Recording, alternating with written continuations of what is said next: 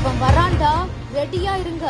இளைஞரை கொல்ல மும்முரமாக காத்திருந்த கும்பல், டேய் வந்துட்டான்டா, அவனை போடுங்க என்று கண்ணிமைக்கும் நேரத்தில் சரமாரியான தாக்குதல்.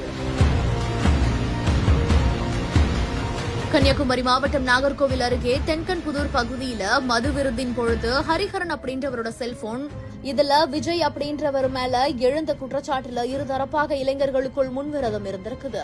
இந்த நிலையில தான் நேற்று இருசக்கர வாகனத்துல விஜய் மற்றும் அவரோட நண்பர்கள் அப்படின்னு 3 பேர் வரும்பொழுது அவர்களை மற்றொரு இருசக்கர வாகனத்துல வந்து இறங்கிய 4 பேர் வழிமறித்து நிலை தடுமாறி சாலையில விழுந்திருக்காங்க.